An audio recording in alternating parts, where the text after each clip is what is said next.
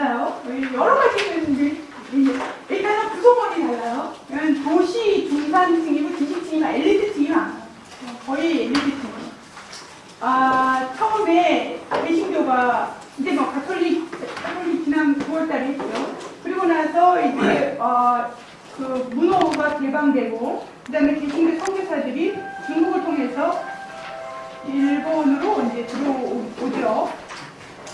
자, 그들이 만난 사람들은 누구냐면 사무라이 청년들이에요. 사무라이 청년들. 왜 사무라이 청년들이 선교사들을 찾아왔을까? 자, 왜 그랬을까? 여기 지금 다 나와 있지만 예, 그들이 에도 막부 시대의 지배층이잖아요. 그죠? 에도 막부는 사무라이가 집권했으니까. 근데 이제 메이지 유신이 되면서 어떻게 해요? 그들이 이 계층이 다 무너지게 돼요. 그러니까 지배층이었던 사람들이 이제 뭐 그 종과 주인의 그런 어떤 것도 다 없어지고 하면서 뭐 배우기는 굉장히 많이 배웠잖아요. 뭐 엘리트층이 유교 다 배웠지, 주작 다 배웠지. 그런데 이제 뭔가 새로운 것들을 습득하고 싶어. 그래서 선교사들이 있는 항구 도시로 찾아오는 거죠. 그래서 거기서 영어반을 운영해서 선교사들이 그래서 영어반에 들어가서 영어를 배우면서 자연스럽게 선교사들이 그러니까 그 당시에 일본에 왔던 선교사들은 그냥 뭐 신앙만 갖고 온 게 아니라 세계의 여러 지식들을 갖고 왔어요.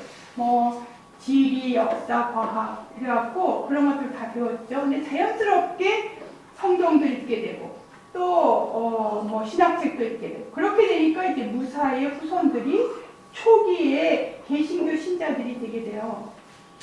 자, 그러면 왜 그들이 회심을 하게 되었는가? 형제 몇 가지, 세 가지입니다. 자, 이 유교, 그들이 이미 배웠던 유교.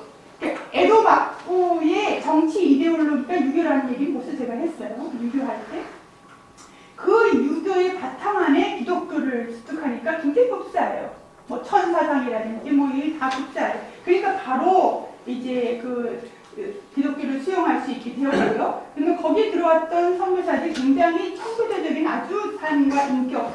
그래서 그것이 무사들이 닦았던 것과 흡사한 거예요. 무사적인 어떤 구묘 분리하고 흡사한 것에서 이제 그들이 선교사들에 더 빨리 흡수될 수 있었고 또 그 다음에 서구에 발달되는 문화로 인해서 애국심을 자극받게 되죠. 우리나라가 덜 발달됐구나. 서구의 문명을 받아들여서 빨리 우리가 이렇게 해야지 하는 애국심 이런 것들이 발동이 되어서 그들이 기독교인이 되었다. 그래야 됩니다. 자, 여기서 기독교 밴드라는 게 있어요. 기독교 밴드라는 것 그쪽입니다. 기독교 밴드라는 거는 당시에 그 하나의 이제 공동체를 형성했는데요. 뭐 교회는 아직 아니고 공동체를 형성했는데 이것이 이제 대표적인 기독교 밴드로 세 가지를 볼 수 있습니다. 요코하마, 그 다음에 구마모토, 삿포로 이렇게 세 가지를 했어요. 그 중에서 보면은 그 홋카이도, 삿포로 밴드예요. 홋카이도에 들어온 크라크라는 선교사, 그가 홋카이도의 농업학교, 대부분의 선교사는 학교를 건립해요. 그래서 그가 생물학을 전공했기 때문에 농업학교를 짓게 돼요. 거기서 누가 나와요? 오치무라 간조가 나와요. 오늘 우리가 오치무라 간조를 이제 할 텐데 오치무라 간조가 바로 홋카이도. 그 다음에 요코하마는 브라운이라는 선교사가 들어왔고 여기가 동경 신학대학을 세우고 이게 이제 근본 복음주의 신학의 정통 신학이 바로 여기입니다. 그래서 이거는 대표적인 사람이 우에무라 마사이사라는 사람이에요. 세 번째가 바로 구마모토 밴드인데 구마모토는 젠스라는 사람이 들어왔고요. 여기 구마모토 양학교를 건립하게 돼서 여기에서 오늘 우리가 다룰 에비나 단조가 나옵니다. 여러분들이 기억해야 될 세 사람이 누구냐면 우치무라 간조, 그 다음에 우에무라, 그 다음에 에비나 단조 이 세 사람을 기억하시면 됩니다. 선교사들이 미국 사람이에요? 영국 사람이에요? 미국 사람입니다. 네.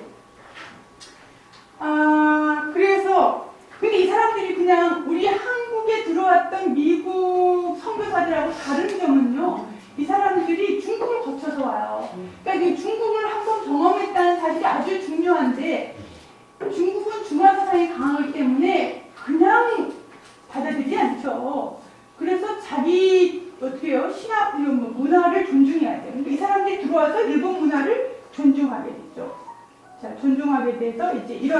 백그라운드를 갖고 있어서 우리나라에 들어왔던 그 근본주의적이고 복음주의적인 그런 어떤 그 보수주의적인 그런 선교사하고는 굉장히 차이가 있습니다. 우리나라에 들어왔던 선교사들은 굉장히 우리나라가 갖고 있는 뒤에 이제 그 부분을 좀 다루는데요.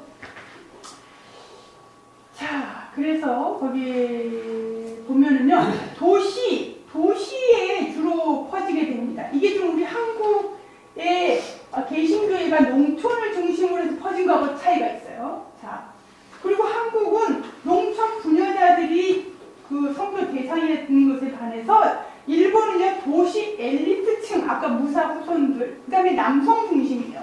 이거 놀랍죠? 그것은 왜 그러냐면 여성이 당시에 공적인 집회에 나가지 못하고 집에만 있었어요. 그러니까 왜냐하면 엘리트층이기 때문에 여성이 나가지 못해서 그래서 남성들이 이렇게 더 많이 나와서 오늘날은 뭐 비슷비슷한 우리 한국은 여성이 훨씬 뭐 많죠.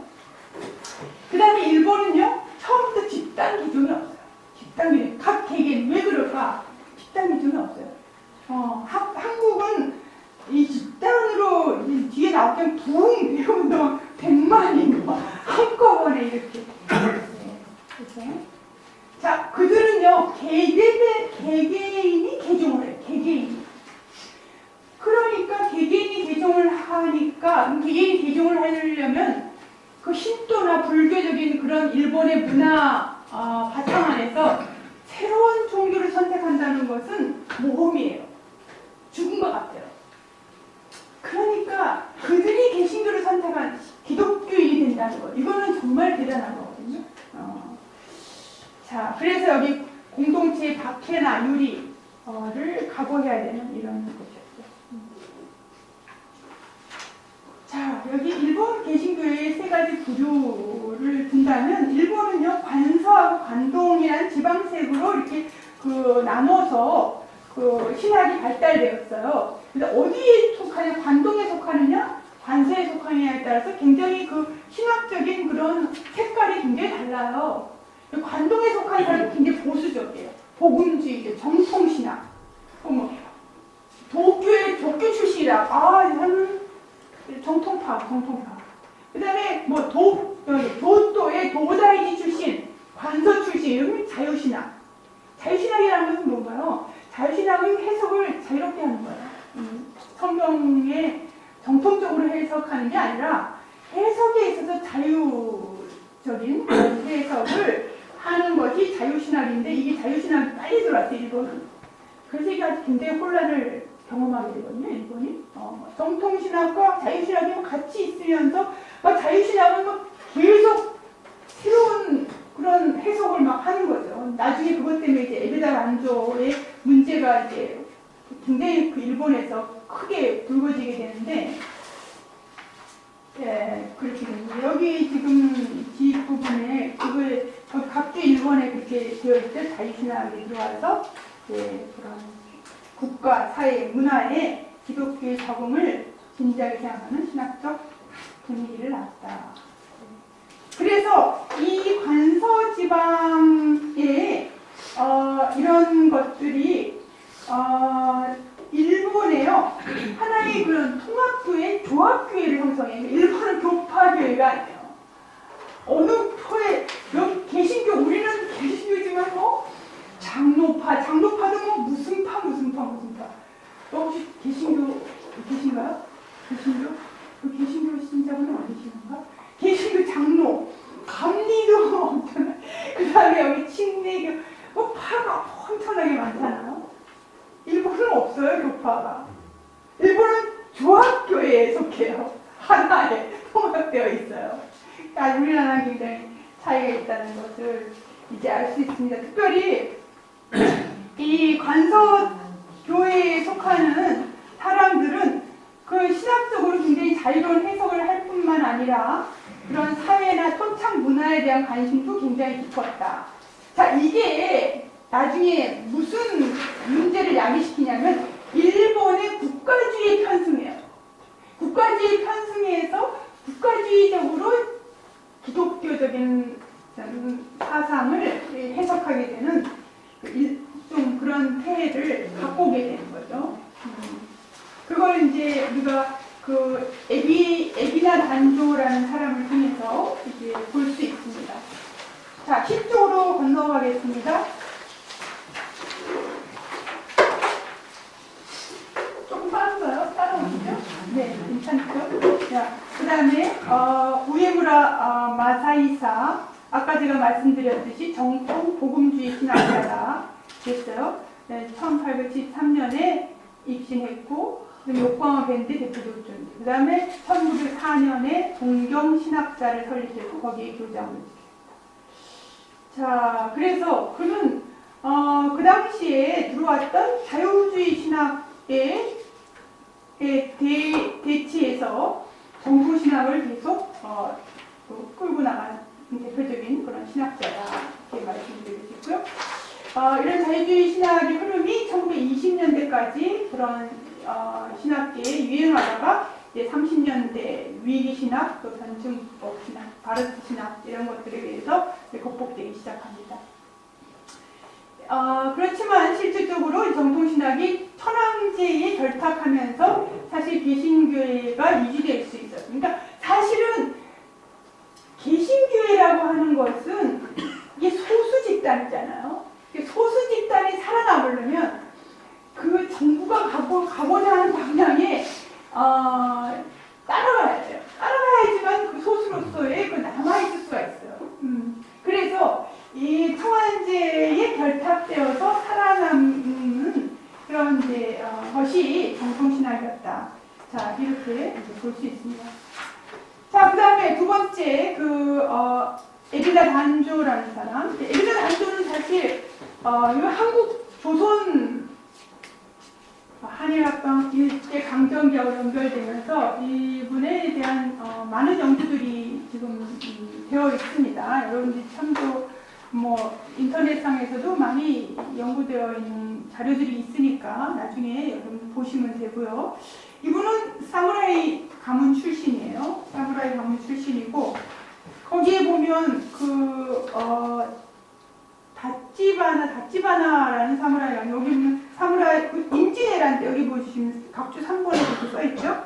임진왜란 때 경남지방 진주성을 치고 공적이 많은 사무라이였다. 그래서 조선하고 굉장히 연결이 되어 있습니다. 에비나 단조.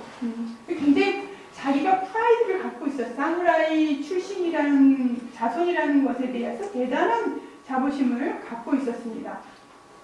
그의 사상에 영향을 미쳤던 두 사람을 볼 수 있는데 한 사람이 아까 얘기했던 그 젠즈라는 사람이에요.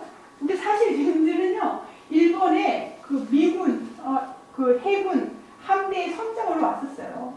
선장으로 왔었다가 그 다음에 일본의 상태를 보니까 이게 일본을 저기 하려면 기독교로 일본을 이렇게 할 수 있겠다. 그래서 다시 돌아와서 미국으로 돌아와서 신화를 공부한 다음에 다시 그 일본으로 오게 됩니다. 그래서 여기 구마모토에 와서 학교를 이제 설립을 하게 되고 거기에 에비나 단조가 그 학교를 다니면서 신학을 배우게 되고 목사가 되게 됩니다. 근데 이 젠즈라는 사람은 자유신학을 공부했기 때문에 당시 일본의 신도 사상, 또 일본 문화, 일본의 습관 이런 것들을 존중해서 그런 일본적인 그런 기독교 사상을 싹트게 만드는 그런 계기가 되었다. 자, 이렇게 해서 에비나 단조가 굉장히 지금 일본적인 것, 일본의 신도적인 것들을 수용하고 기독교 사상을 수용하고 또 일본의 어떤 문화, 습관들을 수용하게 되었죠. 근데 결정적으로 에비나에게 큰 영향을 주었던 국학이에요. 국학. 여러분 국학이 뭔지 아시죠? 배웠으니까 벌써 이미 아시죠? 국학이라는 모든 중국의 사상을 거부하고 일본의 신도 사상을 이제 주창하는 그런 게 국학인데 바로 그 국학자 히라다 스다네라는 사람을 통해서 깊은 영향을 받게 됩니다. 그래서 이 사람이 새롭게 그 신학을 한 것은 신도적인 기독교, 그러니까 신도적인 기독교 사상을 이제 펼치게 돼요. 그 도다이지 동지사라고 하는 교토에 있는 그 동지사 도다이지 대학의 통장까지 역임을 하게 되는데, 자, 그 신도적인 어떤 해석을 하면서 이런 이제 여기 지금 쓰여 있진 않은데, 신도는 기독교를 닮아서 굉장히 인격적인 종교다. 그러니까 신도를 마치 인격적 종교다. 이게 인격적인 존재. 신도는 가미를 중심으로 해서 아마테라스를 중심으로 해서 가미들의 어떤 그런 것들을 중심으로 해서 펼쳐지는 일본의 고유한 토착 신앙이니까. 그렇지만 이 가미라는 것은 인격적인. 그래서 신도는 기독교와 유사한 점이 있다. 유사한 점이 있어. 인격적인 종교다. 이런 해석을 하게 됩니다. 또한 신도를 유일신적으로, 지금 신도는 무슨 문제가 있냐면 유일신을 거부하잖아요. 근데 신도를 유일신적인 종교다. 이렇게. 뭐가 어떻게 유일신인 종교가 됐냐 이것이. 여기서 이제 문제가 야기되는 거지. 여기가 아마테라스가 되는 거야. 아마테라스를 유일신적으로 해석하는 그런 오류를 범하게 되는 거예요. 그래서 신도는 바로 이 아마테라스를 중심으로 한 그런 유일신인 어떤 종교가 되어야 되고, 그래서 결국은 역사를 보게 되면 신도 감이라는 것은 정말 그 역사를 넘어서 있는 존재들이니까 결국 궁극적으로 기독교는 신도를 계승한 것이다. 이런 해석이에요. 신도로부터 계승된 것이다. 이런 해석을 하면서 이제 굉장히 신도적, 그러니까 신도적 기독교관을 펼치게 되면서 이게 이제 문제가 야기되는 것이죠.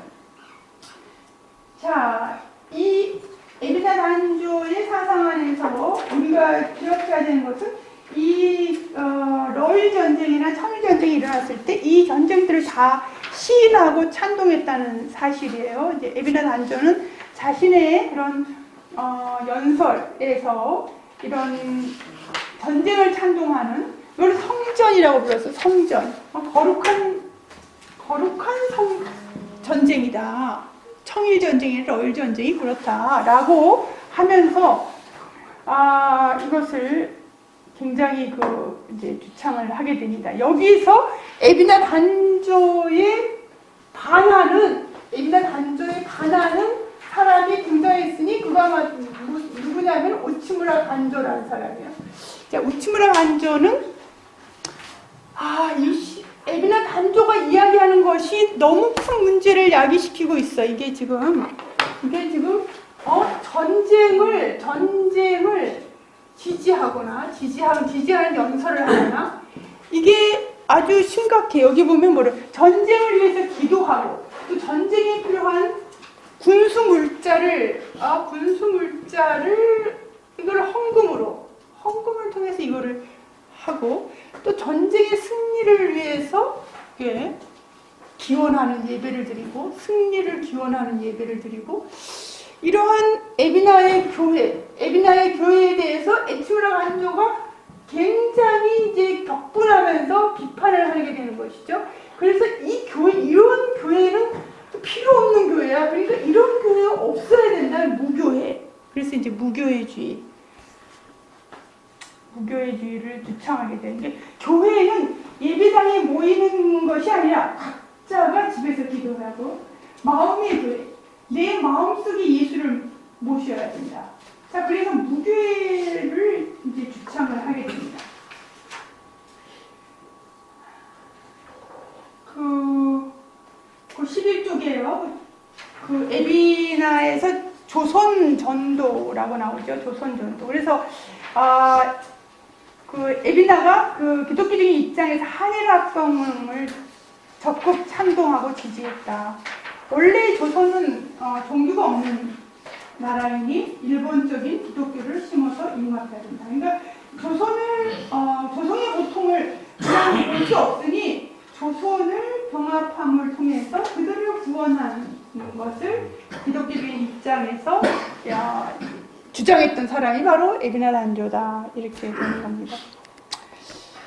자, 그 다음에 이제 우츠무라 간조의 무교회주의를 보시면요. 무교회주의가 우리나라의 무교회주의 여러분들이 아시는 김도신, 함석헌, 유영모 선생님 사실은 개신교의 선구자적인 그 사람들이 우리나라 간조의 제자들이에요. 왜 연설을 통해서 많은 영향을 받게 됩니다.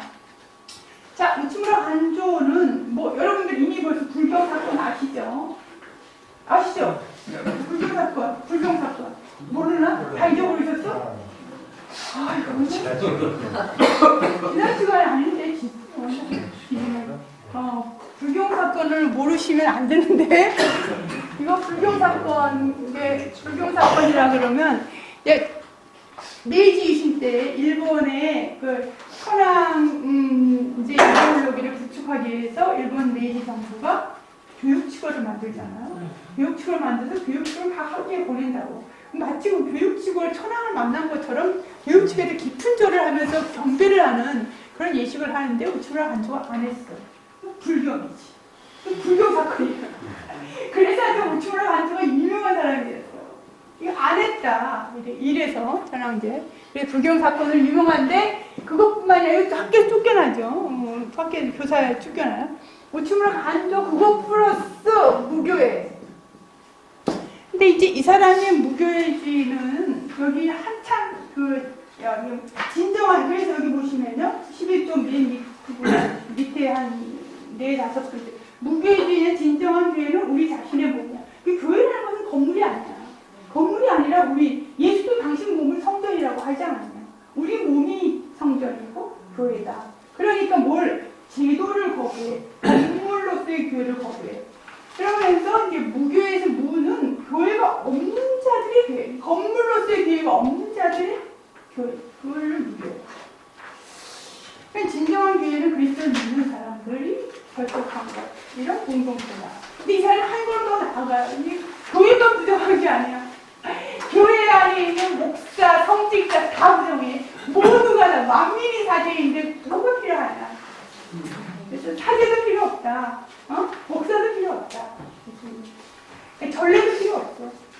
전례보다는 성경, 건물보다는 존재 자체. 그래서 이제 한참 앞으로 나오는. 사실은 그래서 우츠무라 간조는 일본 교회 안에서 교회 밖의 사람이에요. 교회 내에서 사람이 아니라 교회 밖에. 왜냐하면 교회 자체를 비판하기 때문에, 일본 교회 자체를 비판하기 때문에, 그래서 교회 밖의 존재가 될 수밖에 없다.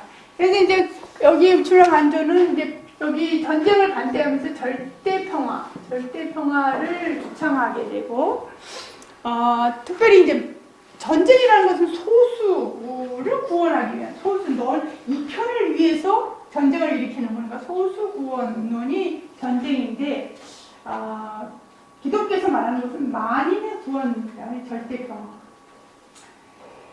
우츠무라 간조의 사상 안에서 우리가 기억해야 되는 것은 자기는 두 개의 제의를 위해서 구축한다. 두 개의 제의라는 것은 뭘 말하냐?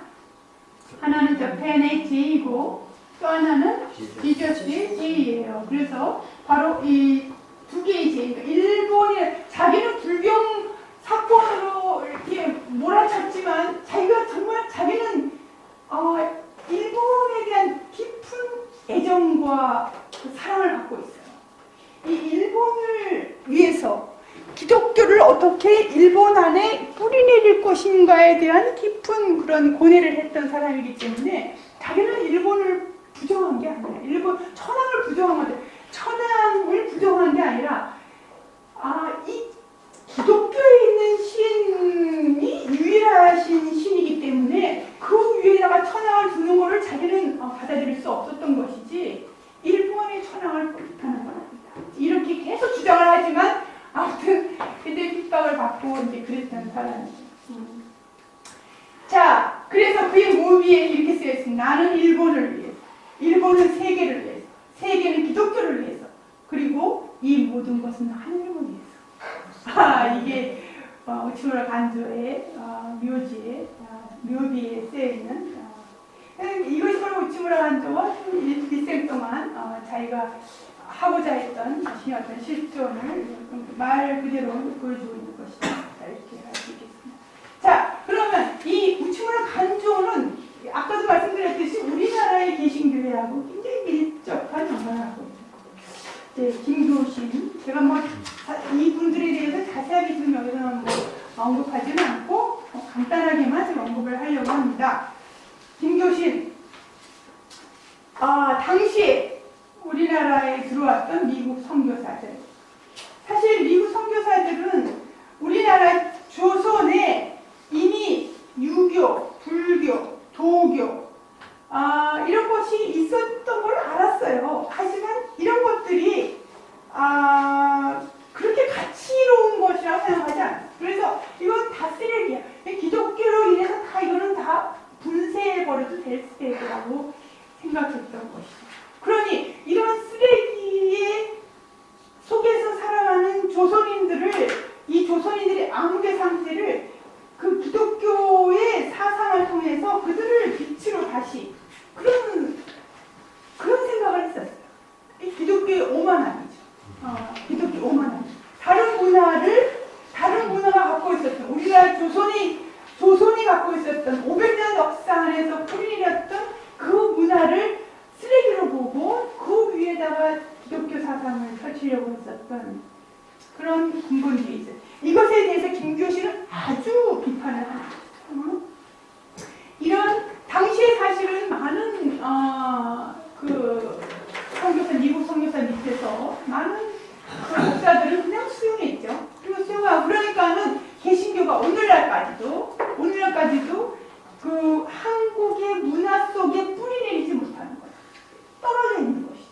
오늘날 일부의 개신교회가 수용하지만 여전히 한국은 샤머니즘적인 무속적인 것들 이런 것들에 의해서 다 이렇게 문화가 되어 있으니 빨리 이거를 기독교 문화로 바꿔야 된다는 생각을 했어요. 바꿔야 된다. 그것을 수용하고 나아가는 게 아니라 그것을 바꿔야 된다는 생각. 그것에 대해서 김교신은 굉장히 주체 상실의 기독교다. 이런 주체를 상실한 기독교라고 이제 크게 비판을 하게 됩니다. 그래서 이것을 대항할 그런 필요성을 느끼고 그것에 의해서 이제 많은 유교적인 것들을 통해서 기독교를 연구하려고 하고 그런 이제 작업들, 선구자적인 작업들을 많이 이제 하게 됩니다. 김교신과 그다음에 이렇게 13쪽으로 가신 함석헌 선생님. 예, 함석헌 선생님도 김교신과 같이 우치무라의 그 설교를 듣고 이제 우치무라의 감동을 받게 돼요.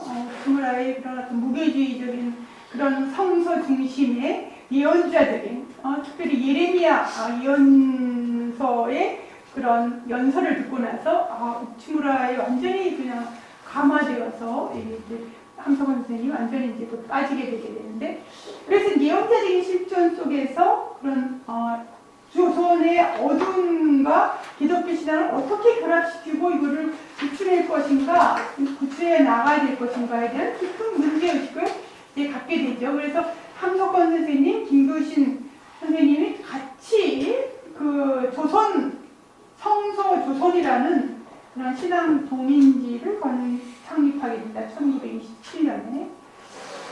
자, 그래서 이거는 바로 우치무라 간조의 영향이죠. 이 우치무라 간조가 두 가지지. 일본과 지저스, 예수. 그렇듯이 조선과 기독교라는 두 것 안에서 이제 나아가려고 했었던 어떤 그런 두 분의 그 사상이 그 우치무라 간조로부터 영향을 받았다. 이렇게 볼 수 있겠습니다. 제가 여기서 유용문 선생님은 다루지를 않았어요. 사실 유용문 선생님은 오늘날 많은 연구가 되어 있죠. 사실 여러분들 전집도 나와 있고 유용문 선생님에 대한 것들은 근데 두 분하고 좀 굉장히 색깔이 달라요. 이제 유용문 선생님은 어떤 면에서 이제 이렇게 표현을 하고 있습니다. 우치무라 간조가 교회가 우측물 간주의 영향을 우측물 간주는 사실은 그의 사상은 정통적인 사상이에요. 정통적 그의 사상이 정통 사도신경에 입각한 정통신앙이다. 그렇지만 나는 비정통이다 이렇게 얘기해요. 유영호 선생님은 왜냐하면 나는 기독교뿐만이 아니라 유교, 불교, 조교 이 모든 것들을 다 수용하고 그래서 사실 교회를 떠나시죠. 16세에 개신교 입교를 하시고 교회 들어서 23살에 기독교를 떠나셔요. 교회를 떠나고 독자적으로 이렇게 사상을 펼치면서 굉장히 철저하게 정말 철저한 삶을 살았던 분이셔요. 그 나온 것들을 보면 얼마만큼 자기 자신과의 싸움을 하셨는지를 이제 알 수 있습니다. 철저하다는 건 어떤 부분에서 어떻게 철저하다? 뭐 한 가지 예를 들면 50세 정도 지금 연세를 지금 정확히 이제 기억을 못 하는데 50세 정도부터 자기가 혼인을 하셔요. 뭐 20대 혼인을 하셔요. 그러다가 이제 각방을 쓰는 걸 선언해요. 해원이죠. 그거를 선언하죠. 그리고는 그걸 지켜요. 끝까지. 그러면 하루에 한 끼를 드시 일식이에요. 이제 그러면서 이름은 또 다석이야. 저녁에 많이 드시. 그러니까 한 끼만 드셔 한 끼만 드시 그거를 평생 지키셔. 그러면 평생 지키면서 아주 뭐 그의 전집을 보게 되면 아무튼 뭐 그분에 빠져 있는 그런 신학자들이 굉장히 많아요. 그래서 아무튼 독창. 크리스찬으로서. 근데 그분이 삶의 자리나 그분이 쓴 책들을 보면은 아까 제가 흔적이라는 표현을 썼지만 그걸 교회를 떠났다고 하지만 그는 크리스찬이다. 그의 사상에 남겨져 있는 모든 족적들 안에 너무 냄새가 많이 나. 예수를 스승으로 끝까지 예수를 스승으로 모시고 살았던 그 흔적이 그분의 삶의 자리 안에 너무나 많이 나타나기 때문에 제가 지금 공부하고 네, 그런데 하느님 체험도 하시죠. 그랬기 때문에 근데 하느님 체험이 우리가 성서에서 말하는 하느님 체험이 아니라 정말 하느님을 만난 그 체험 후에 그러니까 유교, 불교 모든 게 통합되어서 그분 나름의 이제 바른 소리를 내시는 그런 분이고 저는 이 말씀드리고 싶어요. 김교신 시알재단에서 우찌무라고 김교신의 그 강의를 들으니까 김교신이 말씀하신 아니고가 오늘날 개신교 가톨릭 다 통합해서 정말로 필요한 이야기가 다 나오더라고요. 그러니까 굉장히 선구자적인 역할을 하셨죠. 그래서 그에 대한 근데 사실은 김교신 선생님에 대한 모르겠어요. 제가 개신교 쪽에 뭐 깊이 들어가서 그의 사상이나 이런 거를 뭐 많이 접하지 않아서 이제 그 영향력이 오늘날은 유영원 선생님이 뭐 워낙에 지금 많은 그런 영향을 미치시기 때문에 김교신 선생님이 참 얼마만큼 많이 연구가 되어 있는지 그런 부분들은 조금 더 그래서 아무튼 지금 그렇게 해서 우리나라 반도의 무교회주의가 우리나라의 개신교회 안에서 어떻게 영향을 미쳤는가 그런 것들을 우리가 이제 볼 수가 있겠습니다. 자, 그럼 마지막으로 제가 일본의 초기 개신교와 우리 한국의 초기 개신교를 좀 간단하게 비교를 했는데요. 그래서 보시면 지금 일본이요. 지금 1%밖에 안 된다. 이렇게 얘기해요. 1%. 인구의 1%. 우리나라 25%를 이제 카톨릭하고 개신교 합치면 25%. 그렇지만 1%밖에 안 되지만 그 1%가 미치는 영향은 상당하다. 이렇게 마코토라는 교수님이 그렇게 표현을 하신 것을 제가 읽은 적이 있습니다. 그것은 이제 아까도 말씀드렸듯이 그 일본의 개신교의 구성원들은 굉장히 엘리트층이에요. 그러니까는 교회 일본 사회 안에서 굉장히 영향을 미쳤겠다 이런 생각을 하게 됩니다. 그에 반해서 한국은 굉장한 그런 다름을 갖고 있어요.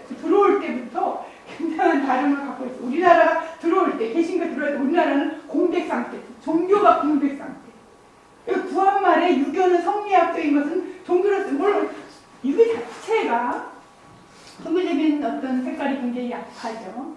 그래서 뭐 불교는 고려 때 벌써 이미 이렇게 뭐 산중 불교로 남아 있었어요. 산중 불교로 남아 있었고 다른 뭐 샤머니즘 무속적인 것들이 조금 있었지만 줄을 이루고 있는 종교가 없었어요. 그럼 구한말 그런 상태에서 기독교가 들어오고 자 그런 상태에 들어오면서 공백기에 들어오면서 그들이 타겟으로 했던 것은 그 여러 가지 뭐 봉건적인 어떤 계급제도, 뭐 남녀 차별, 또 신분제도 이런 것들을 타파하기 위한 역할. 그다음에 교육, 의료, 뭐 이화여대, 연세대학교, 세브란스, 이화여대 병원 모두 초기에 개신교 선교사들에 의해서 만들어진 거예요. 우리나라의 근대의 교육과 의료는 전부 개신교가 맡아서 했다. 이렇게 말해도 과언이 아닌 정도로 했다. 그 다음에 개신교가 퍼져나갈 수 있었던 것은 바로 러일 전쟁 때 우리나라가 중간에 있기 때문에 우리나라가 굉장히 어려운 상황에서 피난민들의 수용소를 운영하고 있었어요. 그래서 피난민들이 수용소에 있을 선교사들이 그들에게 개신교를 선교할 수 있었고요. 그래서 많은 사람들이 한꺼번에 이렇게 개신교 신자가 되었고 빼놓을 수 없는 것은 부흥운동이에요. 이 부흥운동은 아주 절대적인 것이죠. 이게 언제부터 있었나 평양 부흥운동 20세기 초반 1903년부터 했어요. 1903년 여름에 원산에서 시작해서 1907년까지 뭐 우죽순식으로 계속 부흥운동이잖아요. 부흥운동 뭐 대성공이야. 거기 가서 사람들이 이제 저는 부흥운동에 가서 엄청난 거예요. 1909년에 100만인 구령운동, 100만인을 개종시키겠다 이런 야망을 갖고 이걸 계속 1910년 10월까지 이렇게 해서 대부흥운동이 개신교 신자가 집단적으로 신자로 만드는 계기가 마련된 것이죠. 자 이렇게 되는 것 밑바닥에는 아까 종교적인 분별도 얘기했지만 한국인의 원초적인 종교심에 있는 샤머니즘, 무속적인 어떤 요소들 그런 것들이 부흥 집회 안에서 감정적인 어떤 분위기를 불러일으키는 것과 만나서 상승작용을 했다. 이런 해석이 있습니다. 그 다음에 성리학적인 이데올로기에 눌려있었던 사람들이 그것을 표출할 수 있는 안에 있었던 감정들을 표출할 수 있었던 것도 부흥운동의 또 역할이었고 또 특별히 엘리트층이 아니라 여성들 중심 또 교육 수준이 낮은 사람들이 많이 처음에 개신교에 들어왔다. 이것도 개신교가 빨리 퍼져나갈 수 있었던 요인이 되었다. 그러니까 부흥운동 자체라는 게 뭐예요? 의뢰의 기준을 일관적으로 감성적인 것을 건드리잖아요. 뭐 통성기도를 한다. 또 단순한 기도를 반복한다. 박수치고 울고 춤추고 노래하고 바로 이런 것들이 그 당시에 사람들의 그 어려운 피폐되어 있던 사람들의 감성을 건드렸고 그래서 기독교로 들어오게 되는 그런 요인들을 활용했다. 그다음 또 한 가지는 그 많은 사람들이 이농 도시로 가면서 우리 한국은 굉장히 끈끈한 가족적인 그런 것이 있잖아요. 근데 거기서 떨어져서 도시로 가게 되니까 가족 공동체로서의 뭔가 상실감을 교회의 구성원이 되면서 다시 어떻게 회복하게 되는 또 하나의 요인이 됐다. 이렇게 볼 수 있습니다. 자, 아까도 말씀드렸듯이 일본 교회와 한국 교회의 차이점 중에 하나는 일본 교회는 교파가 통합되는 조합 교회의 형태인 것에 반해서 우리 한국 개신교는 교파주의적인 그래서 많은 교파가 있다. 그 이유 중에 하나로 들 수 있는 것은 아까도 말씀드렸듯이 일본에 들어온 선교사들이 그런 바로 일본에 가지 않고 중국을 통해서다. 중국인들이 이제 그런 중국에서 이미 한번 그 선교에 실패한 경험이 있었던 사람들이 교파를 주장하지 않고 통합교의 형태를 취하게 되었다. 이렇게 볼 수 있겠습니다. 자, 마지막으로 우리나라에 비해서 일본이 기독교가 성장하지 못했던 것은 아까 뭐 많은 얘기했지만 그런 것 플러스 일본의 문화 속에 젖어 있는 신도와 불교, 신도와 불교 그것이 그 뿌리가 너무 깊기 때문에 여기 침묵에도 나오듯이 일본 문화 늪이라고 표현하죠. 그 늪 속에 뿌리를 내리지 못하는 계속. 그래서 그 기독교가 일본에서 더 깊이 뿌리를 내려면 일본의 고유한 그 문화 전통, 신도와 불교 이것과 어떻게 그 접점을 만들고 어떻게 그것과 융화될 수 있고 그것 안에서 어떻게 새롭게 일본적인 엔도가 사실 문제를 가졌던 그런 것들이 일본화에서 어떻게 토착화될 수 있는가 이것이 관건이 아닌가 그런 생각을 이제 해봅니다. 또 한 가지는 밑에 제가 썼지만 그 외래 종교 제한 의견서에 그 일본인들이 메이지 정부부터 기독교 확산을 막기 위해서 종교는 내적인 것이다. 외적인 거와 내적인 거를 구분해. 그러니까 종교라는 것은 각자 개별적인 것이고 이거는 내면적인 것이야. 그러니까 외적인 것과 내적인 것을 구분해요. 자, 그러니까 종교한다는 것은 이거는 좀 꺼리는 거예요. 일본인들이. 이거는 개인적인 부분인데 강요해야 한다는 느낌을 받는 것이지. 그러니까는 정교를 하자. 거기는 쓰듯이 자녀나 부모에게 전도하는 것조차도 망설이게 만듭니다. 그것은 바로 종교를 개인적이고 내면적으로 바라보는 그러한 경향 때문이 정교를 꺼리게 만드는 그런 요인이 되었고 바로 그것이 기독교가 일본 사회 안에서 깊이 그 뿌리 내리지 못하고 또 퍼져나가지 못하는 그런 요인들로 작용했다라고 이제 볼 수 있겠습니다. 그것에 반해서 이제 한국의 경우는 여기 아까 뭐 밑에 이렇게 쓰였고 앞에서 얘기했던 그런 부분들이 요인이 되어서 조금 더 많이 퍼져나갈 수 있었던 그런 작용을 했다 이렇게 볼 수 있겠습니다. 그런데 일본 기독교가 1%밖에 안 된다는 말도 잘 알고 있는데 그럼 지금도 그 1%가 일본 사회 안에서 영향력이 있습니까? 그러니까 이제 여기서 이야기하고 있는 이 교수님이 표현을 하고 있는 것은 1%이지만 뭐 퍼센테이지가 중요한 게 아니라 그 구성원, 그 개신교에 몸담고 있는 그 구성원들이 어떤 사람들인가. 그러니까 사실은 뭐 어떤 한 사람이 사실은 그 사회 전체에 미치는 영향력도 뭐 대단할 수 있겠죠. 근데 이제 이분의 표현에 의하면 제가 뭐 실질적으로 구체적으로 어떤 분이 어떻게 영향을 미쳤는가는 제가 조사를 안 해봤지만 이분이 한국에 오셔서 이제 발표한 대목에서 제가 이거를 이제 인용한 거거든요.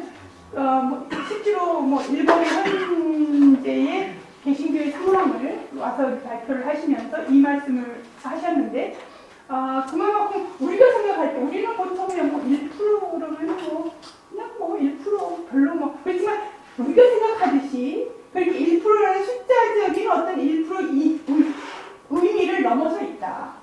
그만큼 조금 더 영향력을 미치고 있다. 뭐 그런 식으로 지금 표현이 것 같아요. 지금 말씀하신 선생님 말씀은 그 사무라이들이 그 개신교나 이렇게 그리스찬으로 됐을 때의 영향력은 컸었는데 지금도 그런 정도의 영향력을 미칠 만한 그래서 지금 이제 사무라이라는 그런 계층 자체가 없고 그렇다고 해서 정말 1%가 영향력이 있는 사람들만 이제 믿는 그런 건 아닐 거라는 얘기죠. 그러면 지금도 그런 영향력이 있느냐는 말씀을 하신가요? 조금 더 그거는 뭐 구체적으로 들어가야 될 것 같아요. 그 부분은 구체적으로 그 구성원들이 구체적으로 어디서 어떻게 영향을 미치는가를 찾아보려면 조금 더 깊이 있게 들어가서 이제 봐야 되는 것이고 이제 이 발표문에서 제가 이제 인용했던 부분은 우리가 보통 생각할 때 뭐 일본은 뭐 1%밖에 안 돼. 그리고 1%밖에 안 된다는 그 밑바닥에 들어있는 표현은 별로 영향력이 없어. 근데 그렇지 않다. 그래도 뭔가 영향력을 미치고 있다. 일본 사회 안에서 그 말씀을 그걸 이제 하고 싶었던 것이죠. 구체적으로 어떤 영향을 미치는가는 조금 더 찾아봐야 될 것 같아요. 그 부분은 제가 하마코와 단가. 네. 하마코. 네. 와 단가 이거 뭐예요? 뭐가요? 이거는요, 제가 일본에 있을 때 일본 그 집에 이렇게 지금 뭐지? 산적이 있어요. 거기에 산적이 있다고. 할머니 집에 산적이 있는데 그 할머니 집에 이 모셔져 있어요. 이게 단이 모셔져 있어요. 그 신도이들이 여기 얘기하는 지금 뭐죠? 다마코하고 단가가 모셔져 있어. 그러니까 부처님, 작은 부처님과 그다음에 신도의 뭐 아이들을 상징하는 것들이 각 집에, 물론 내가 각 집 가가오 방문해서 뭐 본 건 아니지만 이걸 보면서 제가 이제 떠올랐거든요. 항상 그 할머니가 했던 것은 아침에 밥을 지으면 그 첫 밥을 딱 떠갖고 담아서 거기다 딱 넣고 거기다 두고 재단을 예, 재단에 각 재단이 있어요. 집에. 아니 그럼 파마코가 따로 있고 있고 같이 있더라고. 두 개가 같이 이렇게. 단무가 따로 있고 그게 모셔져 있어. 조그맣게 각 그 구석방에다 이렇게 갖다 모셔져 있고, 근데 문제는 자기들의 신심 안에 그것이 딱 중심이 됩니다. 그게 모시고 가비도 모시고 부처님도 모시고 조상님도 모시고 그럼 여러 개를 모셔요? 여기 모셔져 있어요. 여기 불상이 이렇게 있어요. 불상이 이렇게 모셔져 있고 거기다 가서 촛불 켜고 그다음에 그 밥 거기다 하고 우리가 제사 지내는 것처럼 그걸 매일 아침에 매일 그걸 여러 개 있으면 여러 개 있지 않고 간단해요. 간단하게. 내가 그 사진이 있는데 사진을 갖고 왔으면 좋았을 거예요. 아까 뭐를 안 보여드렸나? 내가? 그러니까 영화 보여주는 영화를 안 보여드렸는데 이거 어떻게 되나? 그러니까 이것이 뭐지? 이거 어떻게 되는 건가? 이거 1번 눌러야지. 1번. 잠깐만요. 1번. 자, 이게 지금 뭐냐면요. 침묵의 소설의, 영화의 마지막이에요. 마지막 10분이거든요. 근데 마지막 10분에 지금 뭐가 이 사람이 지금 로드리고예요. 로드리고고, 이게 지금 뭐냐, 이 페레이라예요. 이 사람이 지금 뭐냐면 일본으로 들어오는 서양 물품을 검사해요. 그래서 그 중에서 기독교적인 냄새가 나면 다 빼. 성경 다 빼고.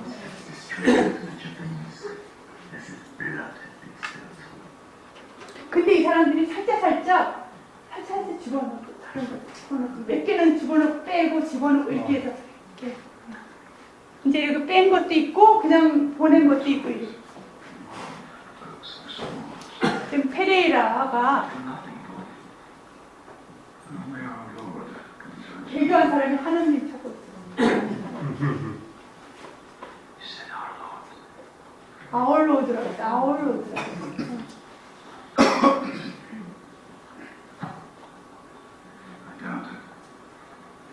흔적이니까.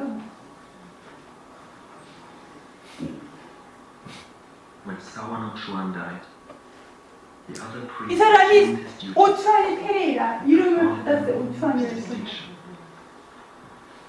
그가 업적을 굉장히 높이 평가하는 것은 그가 계속 일본인들에서 헌신해요. 그게 사랑의 실천이었던 거예요. 그 끝까지 뭐예요? 개교했지만 사제의 삶을 살았던 거예요. 이 사람 이노우예요. 유명한 이노우에. 좀 크게 할래? 좀 소리를. 자, 이 사람을 살라고 하는 거죠. 아까 있었던 그 사람. 그 죽은 사람. A man works best when he's not alone. You should know that on the islands of Ikitsuki and Goto, no. There are still many families who think themselves Krishna. Do you like that? They can continue to be Krishna. You may take some satisfaction in that, because the roots are cut. Nothing grows in a swamp. 늪이라고 표현하죠. Yes. Japan is that kind of country. The religion of the Krishna you protest has become a strange thing. It's changed.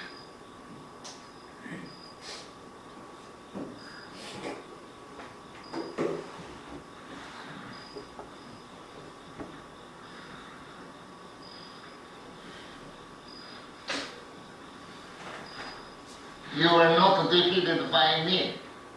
You were defeated by this swamp of Japan. Welcome. Okada Sanemon 오카다 lived in 사네몬이죠. Edo for the remaining years of his life. 에도는 도쿄예요. Some 10 오늘날 years 도쿄. later, I was allowed to visit Edo. The Japanese gossiped freely about Okada Sanemon. The Inquisitor Inoi demanded repeated vows 왜 of 그래? 다시 냄새 대교를 명령받아요. 왜 그래요? 자꾸 The 냄새가 나. fallen priests applied them all quickly and vigorously.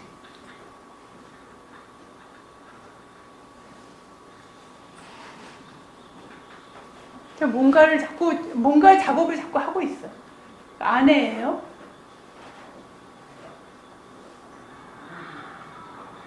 I heard the Inquisitor sent his men for you. Was there trouble? No. They only wanted to make sure I wrote the correlation. My latest though. 기치지로예요. 그러니까 기치지로 찾아왔어요 지금.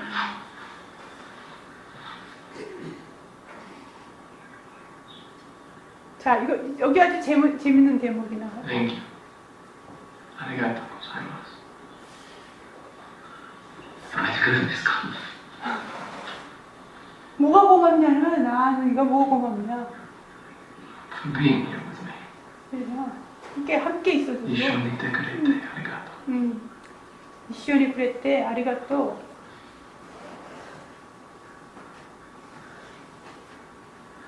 Padre. 파드레라고 불러. 파드레. 신부님이라고 No, 불러. no. I'm not. Not anymore. 나는 더 이상 아니다. Fallen priest, but you are the last priest left. You could still hear my confession. No, 고해성 I 해. can't. No, I can't. I still suffer for what I did, Padre. I betrayed you. I betrayed my family. 신부님도 사실은 저기 고발해서 신부님 들어가게 된 거거든. Please, hear my confession.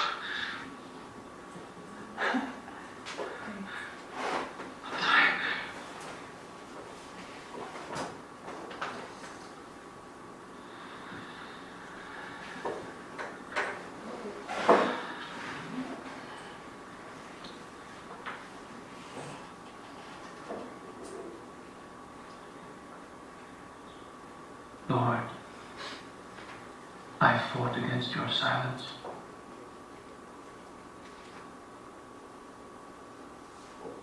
I suffered beside you.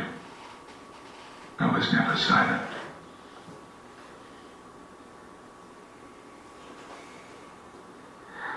I know.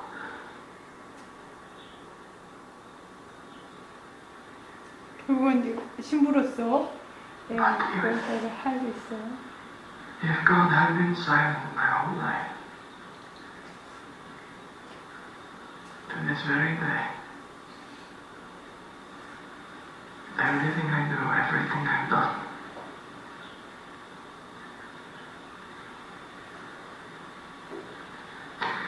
speaks of Him. It was in the silence that I heard your voice.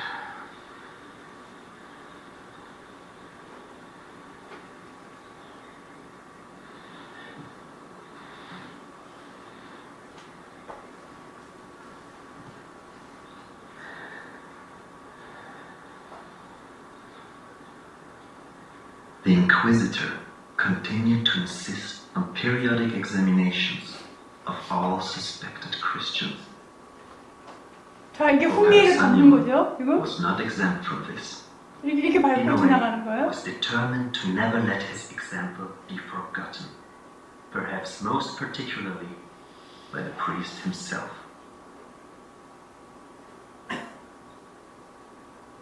よし。次。旦那、岡田左右。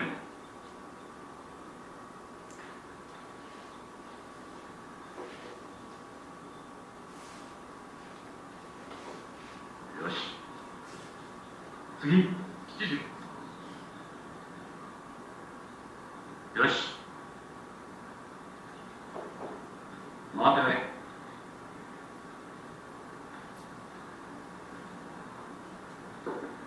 In the year 1667, a religious image was discovered 거기에 inside an 십자가가 abbey 있었어요. belonging to a servant called Kichichio. 저거는 로드리고로부터 받은 거였어요. The servant said he had wanted gambling, had never looked inside, 그래서 결국은 and could 순교를 never have 당하고 gotten the amulet from 로드리고가 Okada Sanemon, since he was always on the guard. 데려가게 돼요. 결국 The 끌려가죠. servant Kichichio was taken away. After that, Okada Sanyamon himself was carefully watched. During my last voyage in 1682, I asked about him, and the Japanese were eager to reply. The last priest never acknowledged the Christian God, not by word or symbol. He never spoke of him, and never prayed, not even when he died.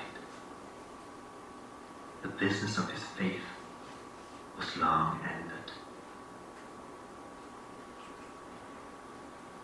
이제 로드리고 죽고 Three guards stood watch over the coffin 화장을 하게 됩니다. until it could be taken away. 그의 Just to be 아내, certain, 그의 아내가 only his wife was briefly allowed to view the body, and placed there a humble Mamori katana 칼만 넣을 수 있어요. 칼만. 그냥 To ward off 악기를 다 evil spirits. 제거하기 위해서 그 관에다가 칼을 집어넣습니다. 하는데 칼을 집어넣으면서 다른 거를 함께 넣어요.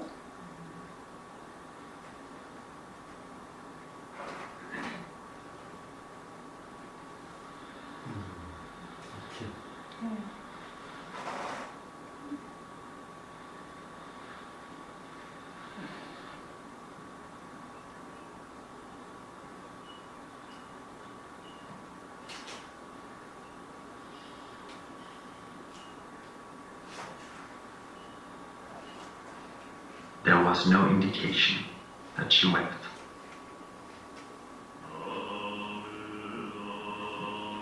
불교식으로 화장을 하게 됩니다. 원래 일본 문화 전통이 죽으면 다 불교식으로 장례를 치르도록 되어 있죠. 그리고 장식 불교라고 해서요. 일본은 불교가 변형되었어요. 근데 장례는 전부 불교가. 그러니까 불교가 일본 문화 속에 깊이 뿌리를 내려요. 완전히 깊이 뿌리. 삶은 신도가, 죽음은 불교가. 이렇게 둘이서 나눠 먹기를 해서 양쪽 문화가 일본 문화를 형성했다. 그 중에서 이제 기독교라는 종교는 이 뿌리를 내리기 어려웠다. 자, 지금 이제 화장을 터로 가는데 가서 이제 화장을 하면서 The body was treated in the Buddhist manner, and he was given a posthumous Buddhist name. 자, 이제 화장을 합니다.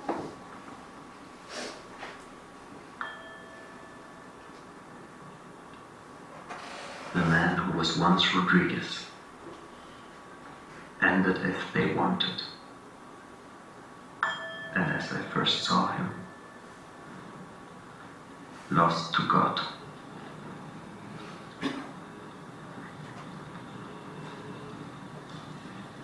But as to that, indeed, only God can answer.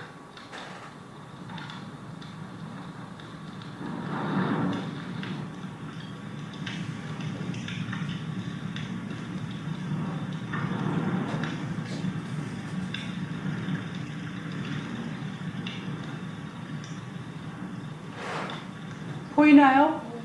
네? 네. 아까 그 아내가 칼을 놓으면서 십자가를 넣었어요. 네. 마지막 장면. 네. 네, 할 말은 많나? 할 말은 많나? 네, 여러분들이 여운을 남기면 여러분들이 또 그만큼 엔도에 대해서 나중에 또 이런 기회가 아니더라도 또 다른 기회를 통해서 접할 기회가 있으리라 생각이 들고요. 엔도는 정말 우리한테 많은 것들을 이렇게 던져주는 것 같습니다. 특별히 저는 엔도를 통해서 많은 것들을 새롭게 이렇게 제 삶을 성찰하게 되는 그런 계기가 되었습니다. 여러분들 각자의 삶 안에도 풍경을 다시 발견하는, 또 자신들이 경험하는 아픔과 고통 안에 또 어떤 자신들이 갖고 있는 신앙의 세계를 재발견하는 그런 계기가 되면 좋겠습니다. 감사합니다.